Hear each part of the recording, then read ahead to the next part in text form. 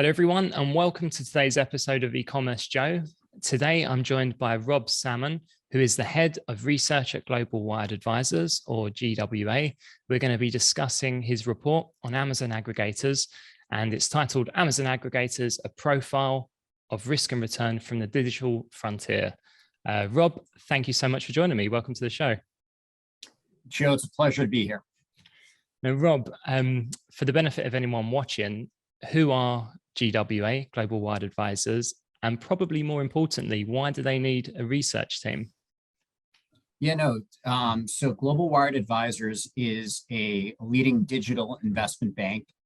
We help sellers monetize the business that they've been putting their entire effort into in growing out their e-commerce brands. So Global Wired Advisors, we are very committed to the digitally native consumer space, and we want to help sellers and brand owners in every way possible. And part of that is putting out reports that are things that will impact their business. So I joined the team late last year in the fall, and we've been building out our research department ever since, and have published 4 reports at this point, and are looking forward to doing a lot more. So, and for the benefit of anyone watching, like the reports that Rob puts out, they're not like one-page infographics. They're like real substantial pieces of information. And as I was saying to you off air, Rob, it was an absolute pleasure to read. I found it fascinating, and as someone who's worked in the e-commerce space for 10 years now. When I saw this, I thought like, wow, these guys really have done their research. It was so impressive. So thank you. I wondered, do you have a full team that work under you? Like, how many people are involved in a piece of research like this? So, my history is I've been doing institutional equity research on transportation companies. So companies like UPS, FedEx, Deutsche Post, DHL.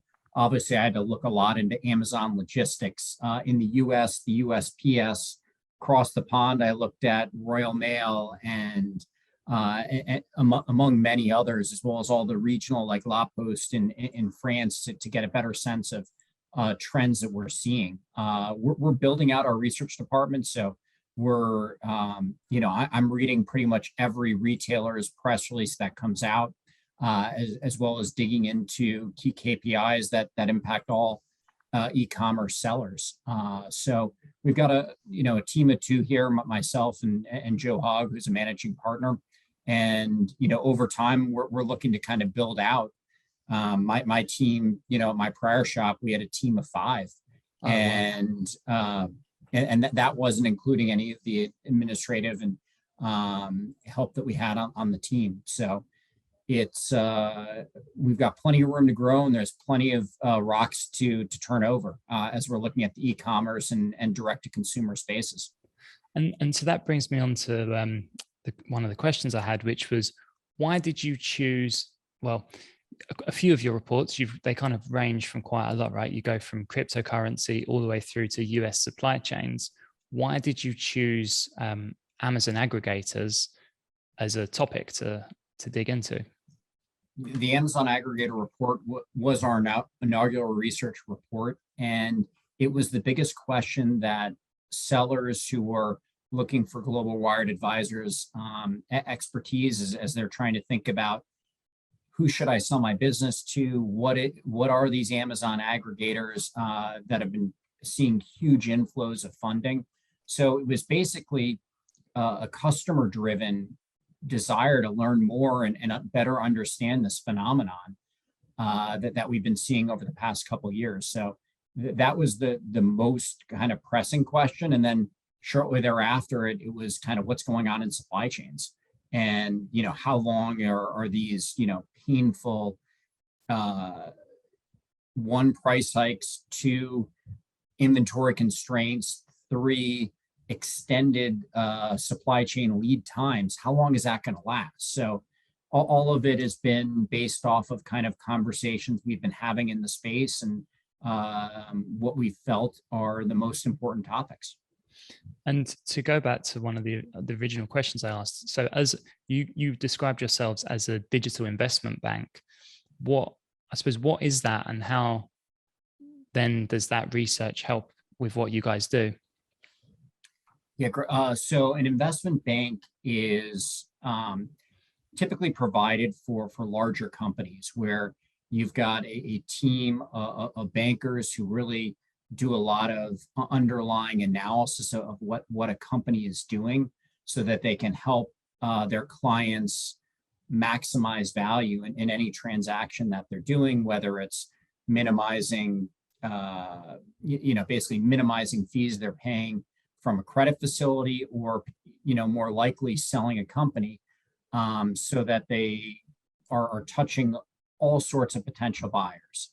An investment bank also provides a lot of other services. And one thing which at all the investment banks I've been at has been research. And that is a way to show, one, to help all clients kind of be on top of things that could impact their business, and provide some forecasts to help companies run the day-to-day operations and kind of what a third party sees as potential risks and opportunities across different industries. And I've realized I haven't actually asked, but for the benefit of anyone who doesn't know, what actually is an aggregator, and does it only apply to an Amazon-based business? So aggregators is, after the lockdowns, we saw huge growth of e-commerce in aggregate, and investment really started flowing in, and institutional investors' perception about the e-commerce platform and Amazon specifically started to change. And we saw a lot of capital flowing into this new investment vehicle called an Amazon aggregator. And basically, an aggregator is just buying a bunch of digitally native brands that are predominantly selling on Amazon and bundling, a bunch of kind of small to medium-sized companies together and hoping to realize economies of scale. So it's taking what I would call as a equity analyst, a roll-up strategy, which means you're buying a lot of different companies and hoping to leverage a platform to accelerate growth, or to realize better returns, better cash flows. And we'll have to see how kind of this investment vehicle plays out over time. But we've seen things like this happen across many different industries, but specifically a lot of capital has been raised by companies like a Thrasio, which is the largest Amazon aggregator out there, to buy companies on digital marketplaces.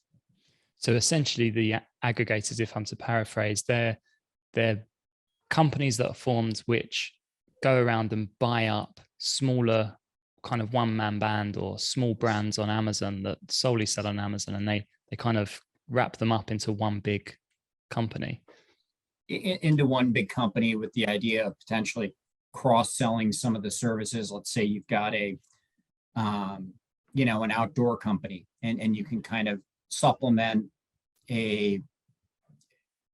whether it's a grill or an outdoor fireplace with a kayak, or maybe to kind of offset the seasonality that you would be having of these outdoor activities to a predominantly summertime. Maybe you also kind of bring in a coat, a private label coat brand, so that you get some winter sales as well, and don't see the seasonal fluctuations that you otherwise could. And it doesn't have to be on Amazon. We've seen a bunch of the aggregators move into the selling on Target.com.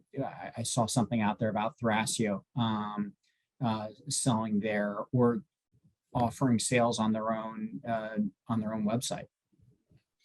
Yeah, it's that was something I was going to ask about, the fact that these aggregators are, like, in the report it speaks specifically about Amazon, but I was going to ask, do they have you seen anybody who is looking at a different niche? I suppose, like, we work with a lot of Amazon sellers, but we also work with drop shippers who sell on Shopify. Yep. So they're like stores that, rather than selling on a marketplace, sell direct to consumer. Have you seen any sort of aggregation of that market yet? Well, I've seen some. It has been much more common for the aggregators to focus on the Amazon marketplace. Clearly, it is in the U.S. It's the largest marketplace with over 40% market share. Um, there's also some kind of expertise that you can kind of leverage inherent Amazon know-how across different brands. When you're talking about kind of leveraging advertising spend, in some cases you can leverage in-house transportation spend. But I think we will see more aggregators look to diversify their holdings, which is a logical thing that any company would want to do. And I think the first kind of piece of that is driving growth geographically. And you can still stay within the Amazon platform to do that, but obviously Amazon's dominance isn't as pronounced in other marketplaces like Europe, the UK. I know they've got a fantastic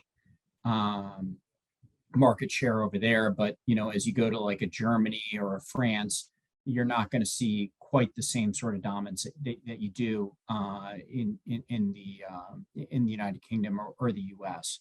But I would expect to see aggregators and brands in general to diversify across. And if you're successful, historically, we've actually seen that drive a little bit higher of a multiple in a sale than if you're just exclusively Amazon. But the key thing in terms of any business is just driving the best top line growth, bottom line profitability, and being consistent on that.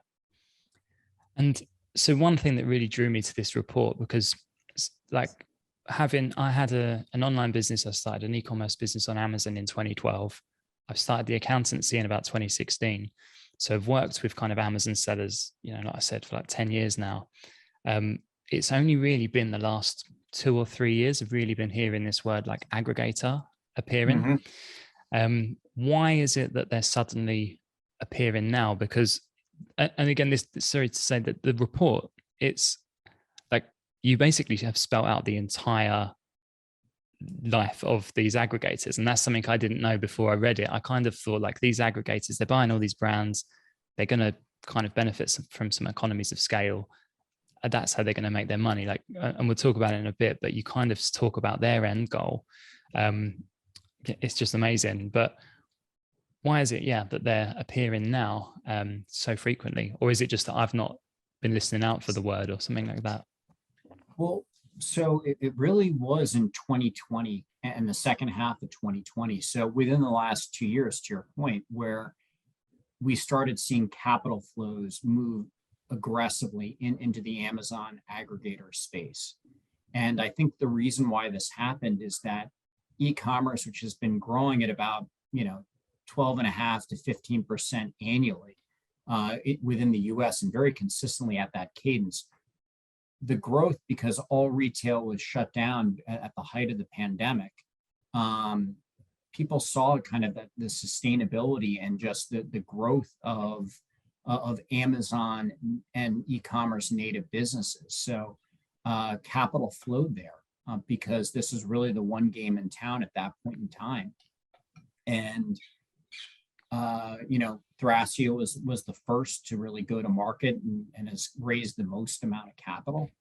And over the last 2 years, we've raised the industry has raised about 14 billion. So it's a pretty staggering sum, but in the context of CPG companies, it's actually quite a small amount. And I think it makes sense that some brands should be under kind of different leadership. And so I think this is just kind of we're still in the early innings. Obviously, the e-commerce growth rate that we have been seeing in 2020 and early 21 has been decelerating. And I think that's logical, just given, we were seeing growth of in excess of 40%. And that is 2 or 3 years worth of e-commerce growth in kind of one. So I do think some aggregators have, are probably feeling the impact of that. And we'll talk, I'm sure, in the future a little bit about the business models. But when you're using a lot of leverage and you're not growing as fast, that hurts the bottom line. Yeah. You mentioned CPG companies. So just quickly on that, what is a CPG company? CPG is a consumer packaged goods company. These are things that you go buy at big box retailers like a Walmart, a Target. In the UK, it would be, oh gosh, Harrods would be one, but Marks and Spencer's, Yeah. kind of another, where just regular items that you need to buy really quite periodically. And the beauty of that from any brand seller or from an aggregator perspective is these are relatively recurring purchases. And typically that means you're not going to have the type of cyclicality that I would think about when consumers are buying things like homes or automobiles, which are the durable goods. And so we've had these aggregators come along on Amazon, raise all of this money. Is there a reason that the CPG companies, I think like the big ones are like Procter and Gamble, like just all these gigantic companies, why they haven't, like, is there a reason they haven't done it, or are they actually also investing in these sort of Amazon aggregations too? They've done it a little bit. One of the companies bought, I want to say it was one of the shaving direct to consumer labels. I want to say it was either Harry's or Dollar Shave Club, was purchased by a very large CPG brand. Typically, CPG brands, they are much larger in size than your traditional Amazon third-party seller. So I think part of it is just the absolute size of the companies that we're talking to. Historically, private equity would be a logical buyer for larger brands, but private equity historically hasn't liked the single customer concentration. And by that I mean Amazon is the platform where most companies right now that are being purchased by these aggregators are selling on. And so the vast majority of your sales are going through Amazon. Even though the customers are obviously much more diversified than just the platform. And the scare is, I'm sure you've heard with some of your customers, your clients, that, hey, we got turned off for a month on Amazon and sales just take a dramatic reduction. And that could have been because of something that they were doing on their end, or there was a complaint and Amazon shot first and asked questions later. Yeah, in all honesty, we do see that, like, not a scary amount, but when you see it, it kind of just seems sometimes like so ridiculous. I mean, to be honest, I had it myself with my brand. We sold pet toys, and I'm convinced it was one of our competitors, because we sold a kind of cat feather wand, and somebody complained to us and said that, it killed their friend's cat. They'd left it apparently unsupervised and it ate the wand, and they put in a complaint to Amazon to say this person's toy killed my cat. And so Amazon didn't, they shot, like you said, they shot first and asked questions later. And to us, we were like, how can you block the listing? It's not like we're selling a knife or a grenade or something. It's a feather wand that has a packaging that says don't leave your cat unsupervised. But because somebody complained about that, they just blocked it, and we lost a couple of months worth of sales. So yeah, definitely fully I'm aware of that. And so that was the pushback that large investors had until kind of they saw the impact of the pandemic. And hey, you know what? Consumers actually were purchasing more and just got more comfortable purchasing online. So we're continuing to see that e-commerce share penetration increase on a long-term basis. Right now in 2022, it's actually declining a little bit year on year. And even that happened in the second half of last year. But again, that was to be expected because we picked up more than a year's worth of share in 2020 and the first half of 2021. So long-term, we're on a 2-year stack basis. The e-commerce share is still moving up and to the right. We would expect that to continue as consumers get more confident in buying more goods online in different categories. Yeah, your report made a good point that really chimed with me. I think with my grandparents, they, because of the lockdown, they then suddenly got more comfortable buying and using an online shop where usually they would have to go to the shop. And I feel like Yep. now they still use it. So it's kind of achieved a bit of that extra share there. Yeah, we're definitely seeing that. And right now we're also seeing an uptick in terms of the foot traffic to stores, at least in the US. And I'm sure you guys, actually based on the Premier League matches that I'm watching, it looks like a lot of people are out and about in the UK as well. So that I think will be a near-term depressor on e-commerce sales, but we're still very optimistic about kind of consumers buying more and using more of their income to spend on e-commerce. And before we go further into the report, there was one thing at the beginning that kind of jumped out to me, mainly because I actually don't know what happened with this. So I'd love to know. You mentioned that the aggregation that's happening resembles what took place with the hedge fund industry.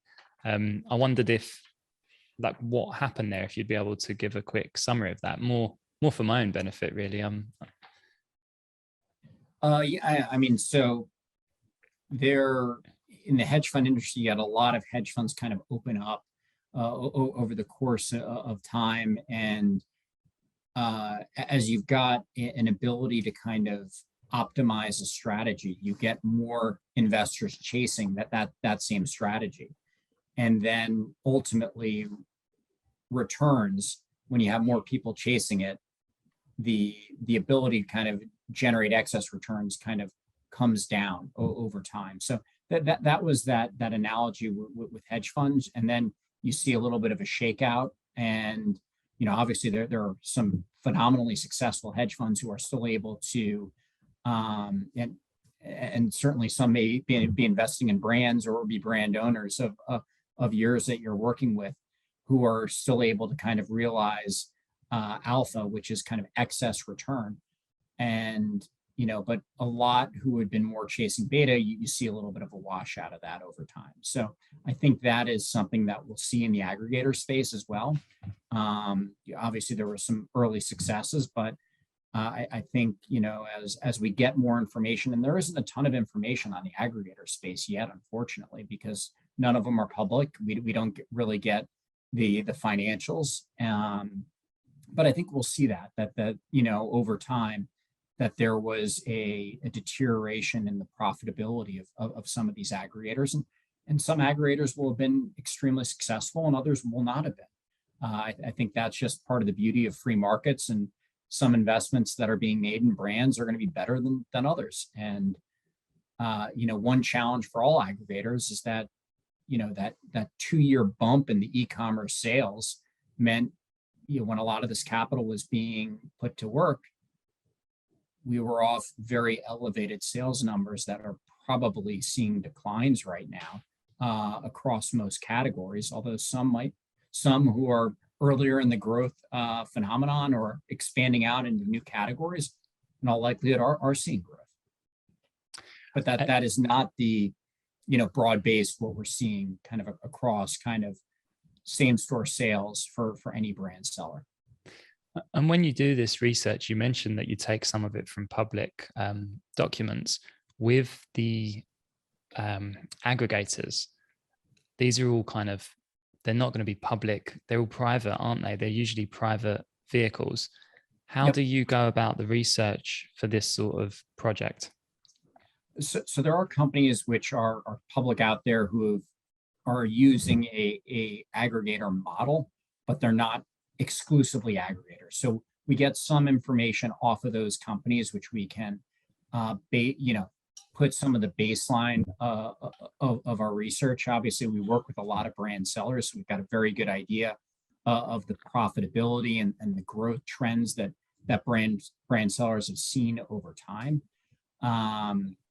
We have a lot of discussions with all stakeholders to try and better understand the business models that we're looking at, kind of what are investors looking for in terms of required returns as well as risk profiles, and how are companies thinking about leverage. And we do a lot of research and reading just media articles that are out there from other publications. And, you know, it's this beautiful thing called the mosaic, where we're just taking a lot of tidbits here and there, and a bunch are proprietary from our conversations, but a lot is just what's publicly out there, and piecing it all together and making our best estimate of what we think is happening and what has happened. And you mentioned private conversations. So I know that you guys are, like, from talking to Chris, you obviously work with a lot of the aggregators, or at least have conversations with them. If you're speaking to, say, Thrasio, and they mention how much they raised, do you, before you include it in this sort of information that you published, you need to check with them? Or is it a case of you can put it there and it doesn't have to say it's verified? If you don't mind me asking. Is that most aggregators have been putting out press releases when they've been raising capital. We use something called PitchBook and Crunchbase, which are websites that track kind of how much capital has been raised. So that was how we got the aggregator capital raises. And it was, you know, really a staggering amount, going from nothing until the second half of 2020 up to now $14 billion today. Although when I look at how much was raised in the first, you know, year to date relative to last year, we're down over 80% on a year over year basis. So I think some of that speaks to a little bit of the deteriorating environment in terms of e-commerce sales having slowed, and the impact of leverage that I think probably had a broad-based impact. But obviously we're comping some really big numbers of capital raises. But those are the types of things that we look at.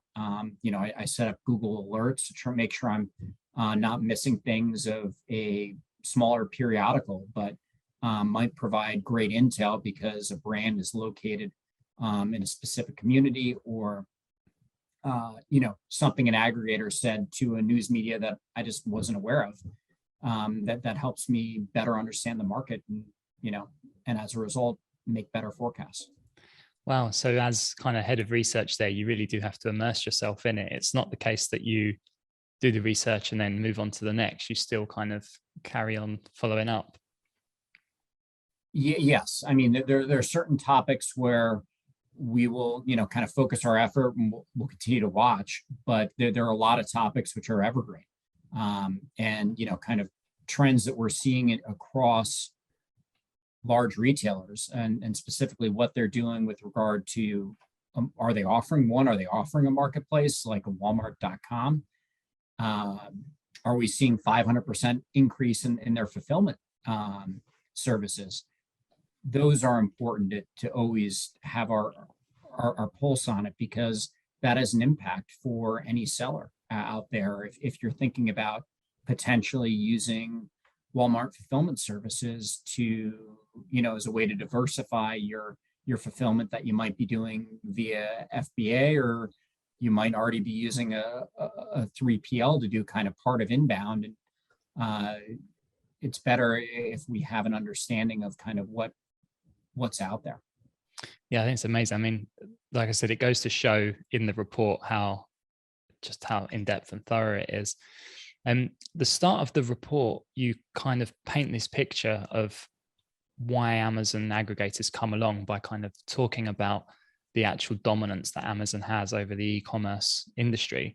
One of the very first like graphs that you use, Exhibit 1, I thought there's quite an interesting bar graph there. You've got on there, like, where do consumers start their product search online?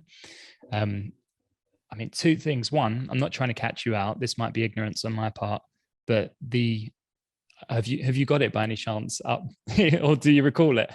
Yeah, no. I know the chart that you're speaking to. It's so the question I had was that it says Amazon, 60 something percent of people start their searches on Amazon. Yeah, it's like 2/3 is Amazon. And then the next bit is search engine, right? 40%. Predominantly Google, right? But yeah, then you've got Walmart, 40%. Now straight away, I'm like, this doesn't make sense because it's gone above 100. So what? Well, yeah, no, it's a great question. And we were leveraging basically Jungle Scout, who is a great data provider out there.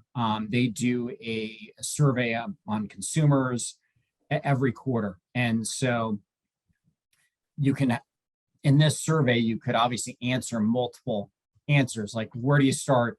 And I'm assuming it's a check mark. And hey, I started on Amazon, I started on Google, and I started on Walmart or whatever the three were.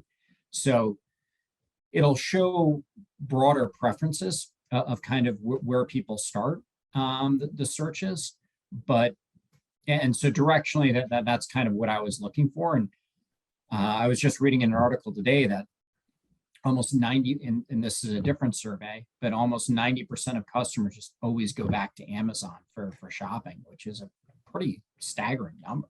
It's incredible when you think that it didn't exist until like the 90s and it only sold books then. But the other point that jumped out to me was you've got this breakdown of, all of the big players that we all know. And then suddenly just before other, you've got above 10%, you've got TikTok. And yeah, maybe I'm getting a bit too old, but I mean, I don't use TikTok, but I thought it was quite interesting that suddenly that's only been around for a couple of years. And suddenly that's where people are starting to say they search for a product. Like I thought it was kind of social media. Have you seen that kind of carry on? I couldn't speak to it. I'm not a TikTok user. I know people who do use it. So that one surprised me as well, candidly. The rest kind of made sense. Even YouTube, excuse me, felt higher than I would have expected. But it's tough anytime you're talking about a consumer survey of how to get into the consumer's mindset. But it just goes to show there's a lot of platforms out there where as a brand, you can get some really good exposure and potentially drive sales. So, have you seen that TikTok's kind of carried on growing, or is it? Did you only kind of look at it at that point? Because it just seems crazy that it's already being mentioned around, Walmart, Facebook, YouTube, Instagram. Like it seems a bit crazy to me. I want to say there was a report that I read by a website called Apptopia. And I think TikTok has actually been really quite high in terms of the app downloads. Again, I'm not a user, but it's just something which kind of jumped out to me as I was thinking and just looking more broadly in response to the question you just asked. But I've got to do a little more work on TikTok. I'm by no means an expert, but it's something that I've been hearing come up a bit more. I think it's more popular with people a bit younger than myself. So, call it that teens/20s key demographic for retailers, as well as brand sellers, if that's the category that you're operating in. So it's one to watch. Yeah, I just find it fascinating. I mean, I've got a client who I'm going to try and see if I can get him to come on here and talk about his business, he's the first one who's come through our doors that's like virtual doors that has been primarily only selling or advertising on TikTok. And his sales, and he kind of just exploded. It went from basically like nothing to 30 to 60K in like less than 6 months, 60K a month. I'm just like, wow, I need to talk to this guy and find out how he's done it and like what the sort of costs are. 'Cause I'm pretty sure it's not paid for at the moment either. So it seems like it'd be great question if he's using kind of advertising and what the advertising costs are there relative to an Instagram or YouTube versus kind of the Amazon ad spend. And obviously that's one of the, as a seller, that's one of the biggest expenses, right? Which we see, so I think that'd be a fascinating conversation. And on this big picture topic, we've got in one of the other graphs, you've got Amazon as obviously the big, it's GMV, which is I think global gross merchandise, like global merchandise value. Gross merchandise value, and that is a global number that we're using. And so, Amazon did provide some kind of numbers going back a few years, so which we kind of based it on, and that we had to make some of our own forecasts of where it is, and we think it's over 600 billion now. In 2021, because that graph only went through 2020. And it shows Shopify. So the next three are Shopify, eBay, and Walmart, and they're all kind of around the same sort of number, but Shopify's at 120 billion. Do you expect that gap to close, or do you think Amazon are just going to keep kind of pushing on and dominating? Yeah, so I would expect that the marketplaces will grow faster than kind of just the traditional retailer. So by that I mean Amazon, Walmart.com, HomeDepot.com, eBay, those all should grow faster. Shopify isn't a marketplace. It's been doing some great growth. So their number would have been high 100s. I want to say it was like 175, 180 in 2021. So I think that's going to be a tough gap to close. And again, those are global numbers. If we look at Shopify just within the US, they're about, Amazon's a little over 40%. Shopify is a little over 10% in terms of the market share. So it is really quite a pronounced differential. And one thing as we look at kind of Shopify, they do also offer retail services and other things. So their GMV number, the spread is actually bigger than kind of the difference between the 600 billion to the 180, let's call it, billion for Shopify. It's bigger than that, which is why you see, kind of in the percentages, and that 10% number for US online sales, that was from a Shopify presentation that they provided quite recently. Later in the report, you kind of go into quite good detail about the actual profitability of the typical Amazon seller business.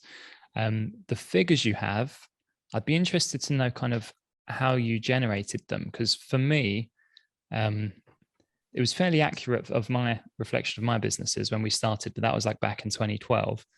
I actually haven't run the data or run the numbers with our clients, and it's something I've been discussing with your team about, what, like, potentially anonymizing some of it and having a look at getting the kind of a typical client and seeing how these businesses do so that they can benchmark themselves.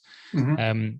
Did you get genuine, like, how did you do it? Because I guess because it applies to me, I'm like, it seems right, but also I know, like, I work with businesses that make a loss and disappear after a few years. There's obviously some that do better than that. I'd love to know where the figures come from.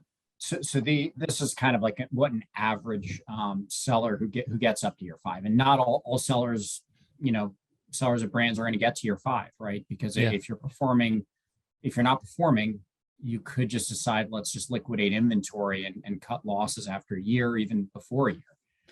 But sorry to cut you off there, Rob. So is this only looks at businesses that get to year 5 rather than all businesses? Because it basically shows them being, in general, like, profitable, right? And then growing. Yeah. I mean, so this would be, in terms of the numbers that we use, it's getting up to year 5. And this is just an example. Some companies are going to be much more profitable than this. Some are going to be less profitable. And, in terms of turning a profit based off of kind of the Jungle Scout State of the Amazon Seller, and they recently published their 2022 survey. I think it's a great report and a really good read. Within a year, almost 60% of sellers are profitable. So, kind of within 2 years, it's virtually everyone is profitable who kind of stick around at that point.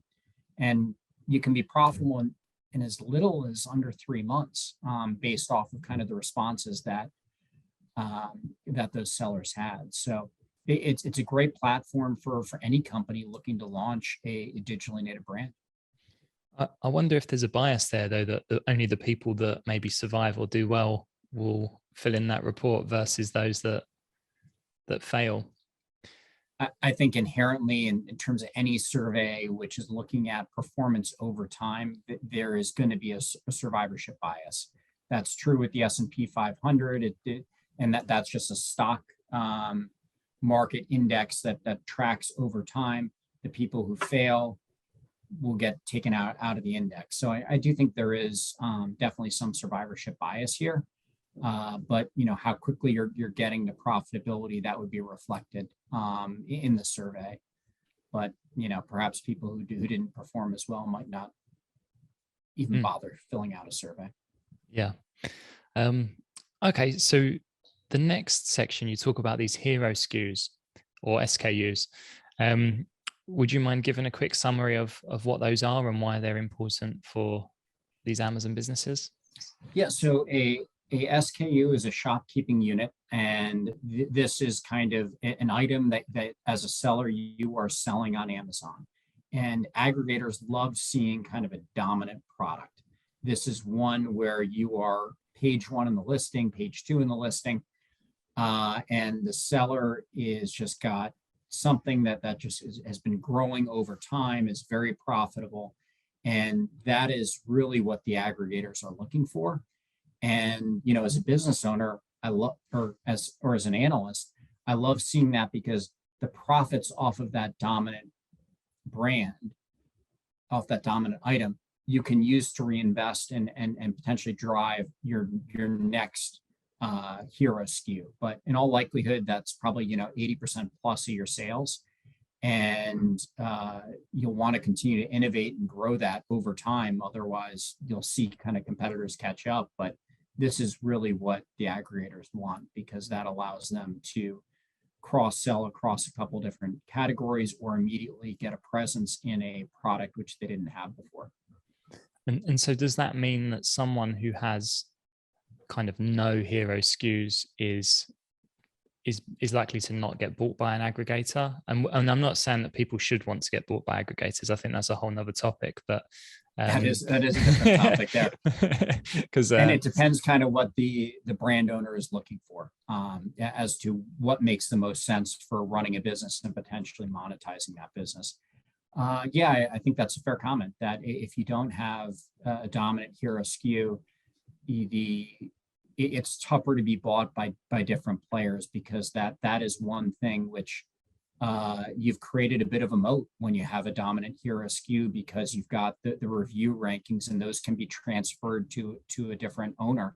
That, you know, heck, anytime I'm shopping on Amazon, if I see a product has got 10,000 5-star reviews, or 4.8 on average, versus one that's got 100, I'm going to buy the 10,000 every time. So I do think that in the e-commerce world, that the reviews and your history, and as a result, having a dominant, aka what we call the hero SKU, is super important.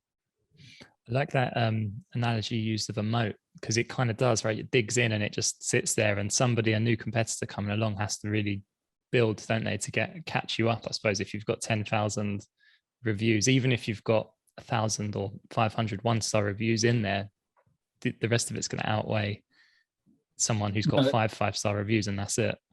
That's exactly right. You know, as you're looking at different IT software, SaaS software for sellers, often one of the recommendations that, you know, if we're talking about a Helium 10 or others, is if you're looking to kind of invest in a new product, and there is that one company which has got all of these reviews, all of these rankings, you might be better off looking at a different product for your next big win.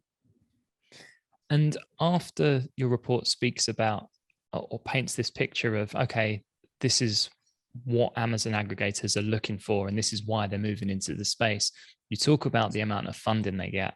And it's, as you said before, it's billions. It's like, on here it looks like 7 billion, but like you said, it might be about a year old now. It's 14 billion cumulatively to date, and depending on which year, it easily could have been 7 billion. You know what? Sorry, I'm looking at just the top 10 combined, and I've added that up in my head. Like it's not going to be. So that is a lot of money. Where's it all coming from? And I guess, yeah, where's it all coming from? So predominantly it's come from venture capital funds, but we've seen private equity move into this space more, and they've provided some have come from brand sellers who've retained equity in an aggregator. So, you know, it's come from a variety of different sources. Actually, the majority of the funding to date has been from fixed income, from debt. And so we think a typical aggregator is, you know, at least 1-to-1 levered, and many are probably 3-to-1 levered in terms of debt relative to equity. So if you had $100 invested, if I'm saying 3-to-1 leverage, that means you've got 75 of debt and 25 of equity. And for the benefit of any layman listening or people that aren't familiar with these terms, like when you say venture capital or private equity or fixed income, like what are those? Because for the average person, I guess they think when you invest in something, you're buying shares, right? Yep. But you're saying that these things are giving money to these aggregators. So would you be able to kind of dig into that? So the a venture capitalist invests in a lot of different companies, and their desire is to invest very early on in the growth of a company. And so an example would be like Peter Thiel, who had invested in Amazon, or sorry, in Facebook very early on, and recently kind of stepped away from the board.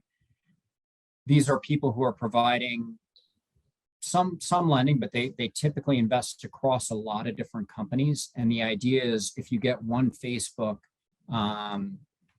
your entire portfolio is going to do fantastic, even if you have a few that don't work out. So you're kind of an early, and venture capitalist typically comes after angel investing, but so those are early investors.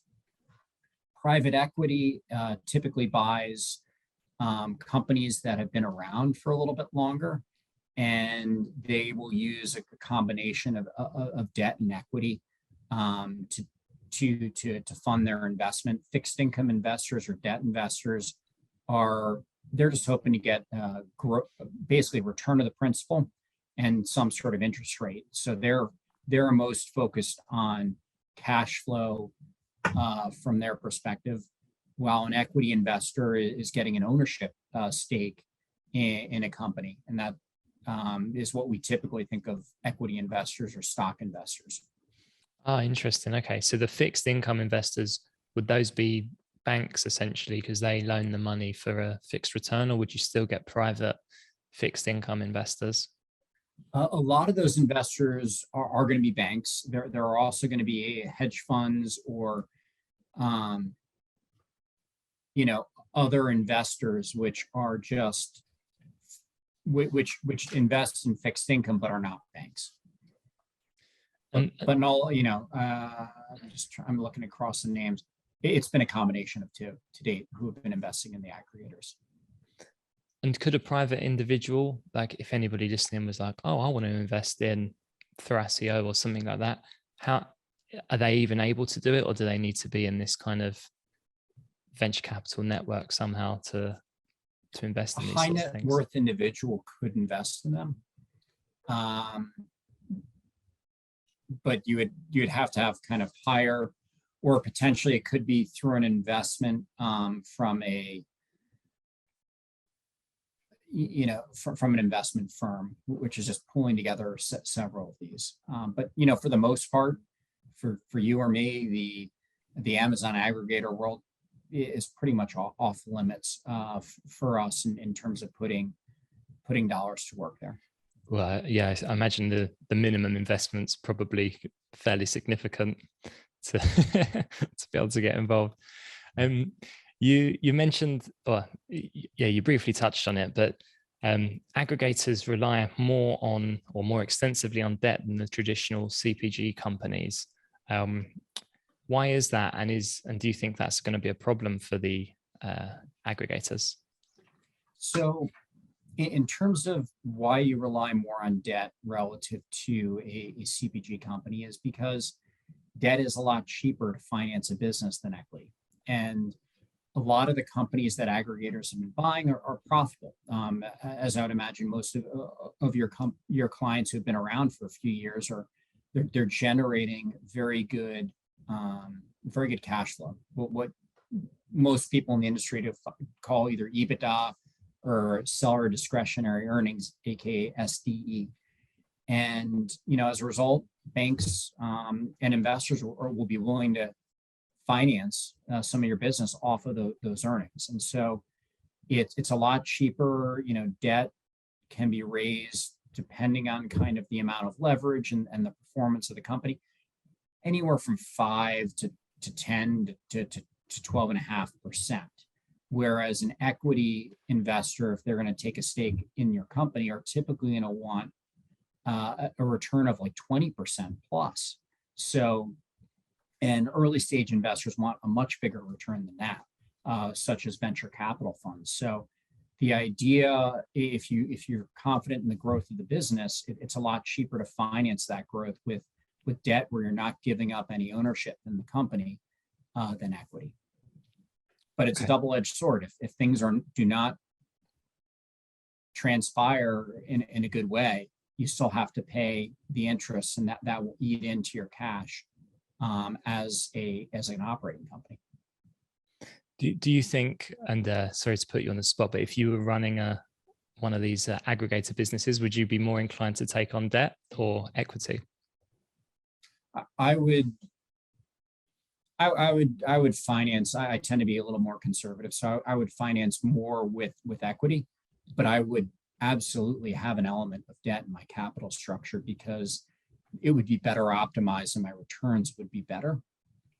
And so, yes, I think a lot of aggregators who, I think some aggregators are going to felt the impact of just the softness that we've seen in e-commerce because, debt, if I'm assuming 8% interest expense on $100 million portfolio, that would be $8 million.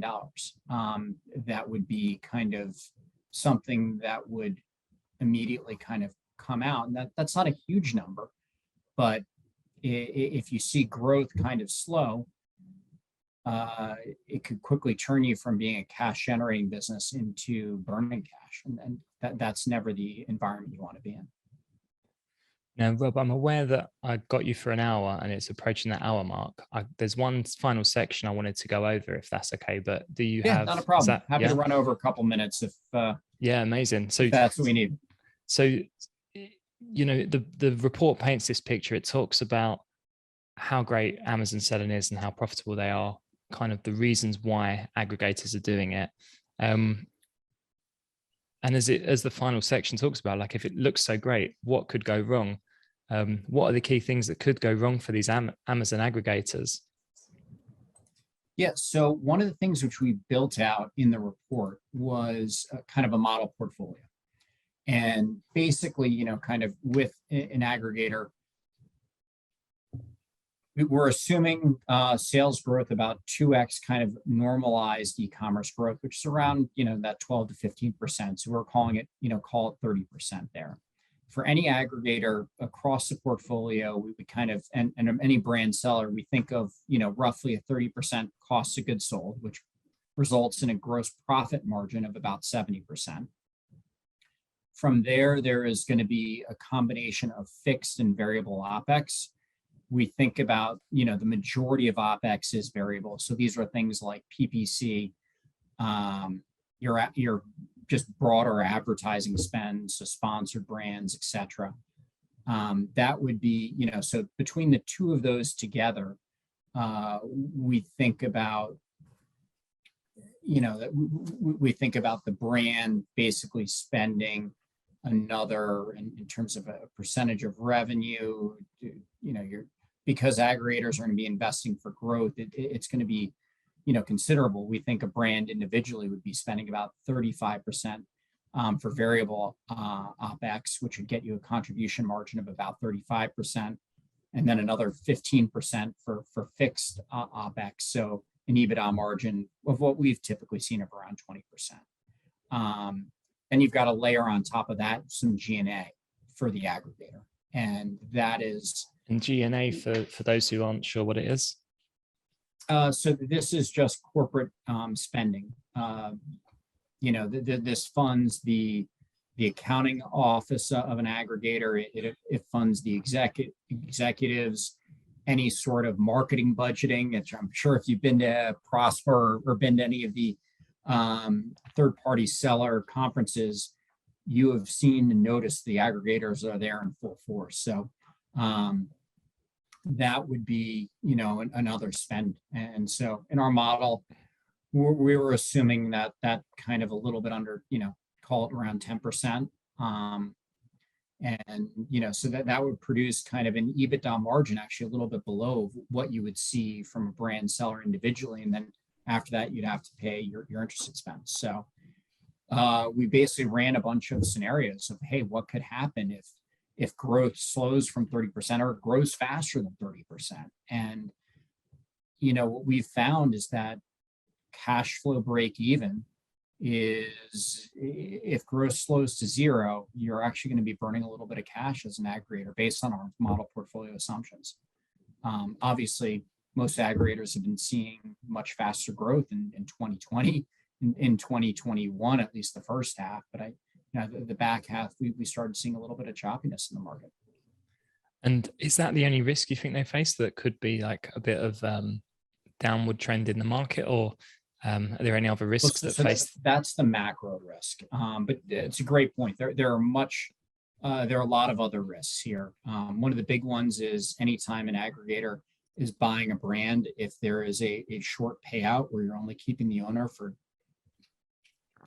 call it 6 months, that is, the brand owner has been the life of that brand. And, will someone else operate that brand as well as they have, in terms of knowing what's needed from an investment perspective, as well as just running the business day to day? I think there is quite a bit of execution risk anytime you're transitioning this many portfolios across. So that would be another very big risk that I would see, and that's true for any company that's doing M&A. And have you seen that of these? I've not looked into too many of them. I believe there's like 100 now, aren't there, of these aggregators? That you've obviously got the big players. They seem to be kind of sprouting up, and we get them getting in touch with us because they want to try and pitch to our clients, and we're constantly kind of being like, no, maybe, but no, for the most part. Do you see that many of them have got much experience in the space, especially when we're talking about execution risk? I think over time we're going to see some very successful aggregators and some who are going to stub their toes a little bit, because the key thing with an acquisition-driven model is integrating those brands and then leveraging your business know-how across. And if you're either not executing from identifying the right companies to acquire, or you're having challenges, you're finding the right companies, but you're not integrating them well because of maybe the transition isn't happening fast enough, or what have you. Those are the two big risks that I see for all aggregators. And some will be very successful, but not all will be.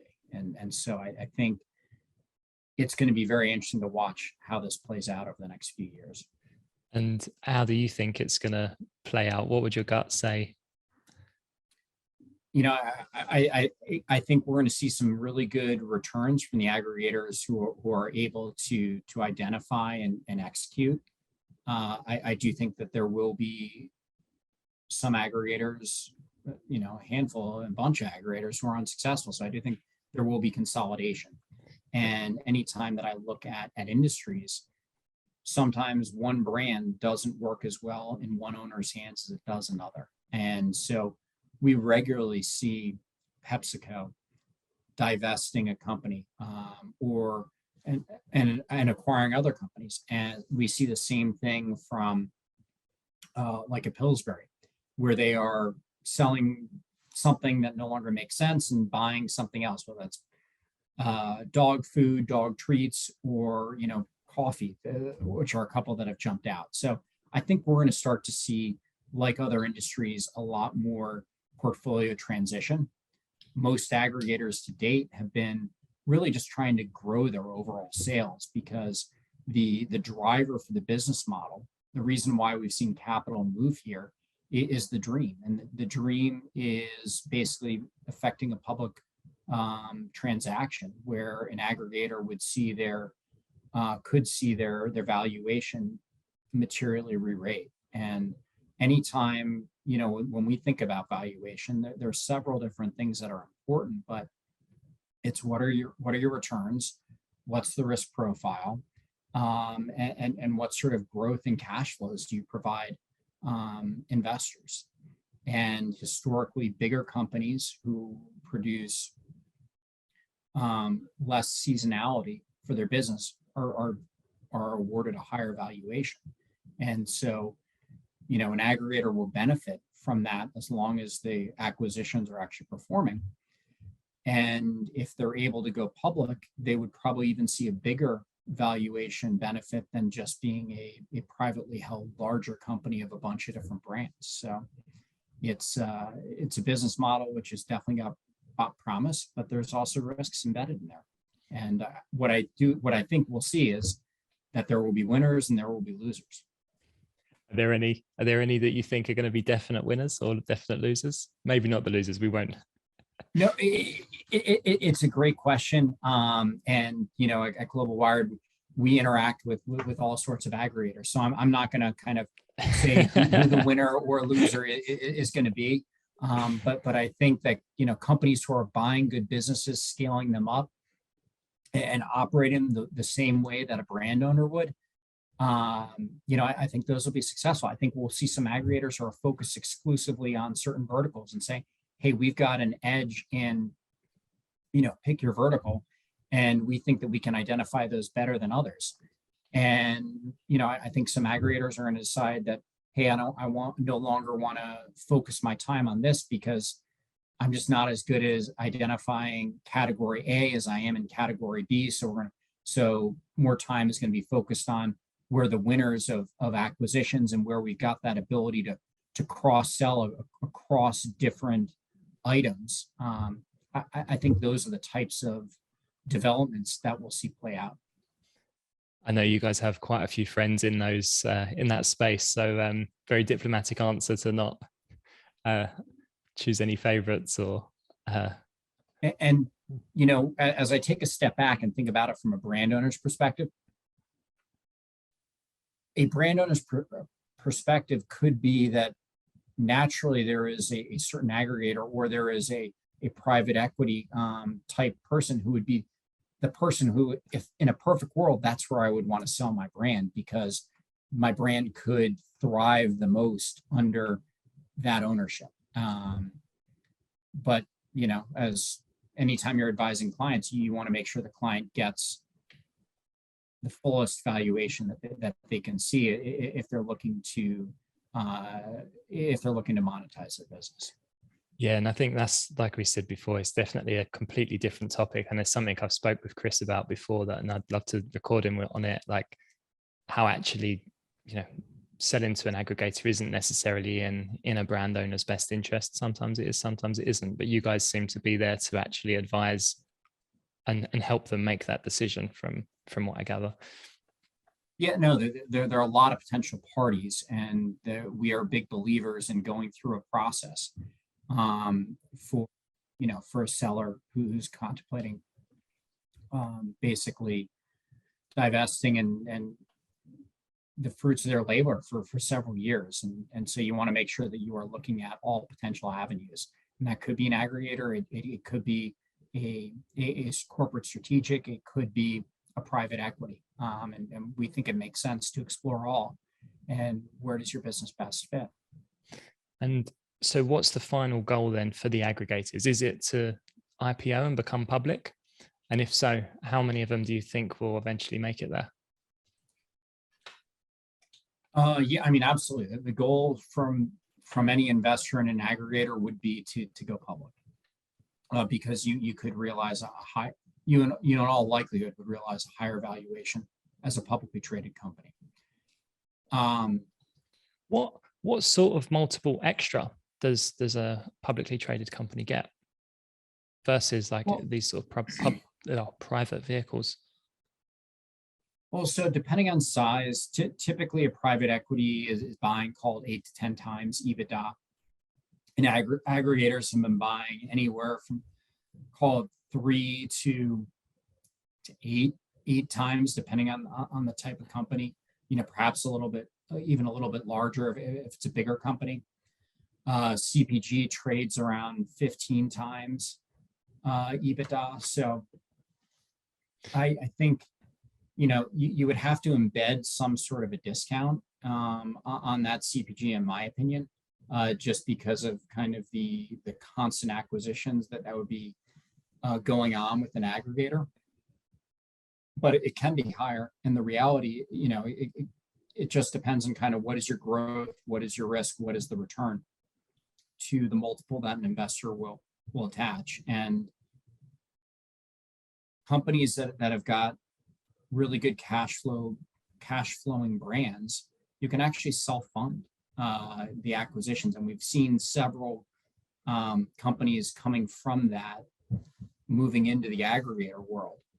And so you don't actually need to go public, because if you're just funding your own acquisitions, you've got the internal cash flow to do that. And that can be another great way for a successful aggregator to grow their franchise. And then once you stop making acquisitions, you could basically dividend that cash back to yourself, as long as you continue to invest in the product. And the aggregators who I think will be successful long term are going to make those same investments in the product like a brand owner would.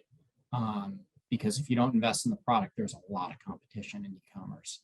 And I think you will naturally see your sales and your seller ranking deteriorate if you're not making the investments for the future. Well, I think that's a great note to leave it on. But, thank you so much, Rob, for your time. And again, thank you so much for producing that report. I think it's incredible. And like I said, really enjoyed reading it.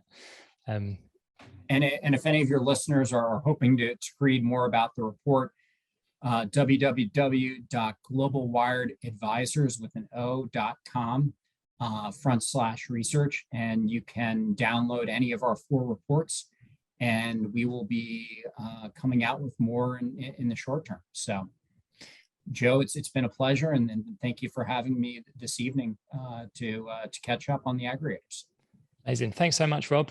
I'll put a link in all the various places so that anyone can access that.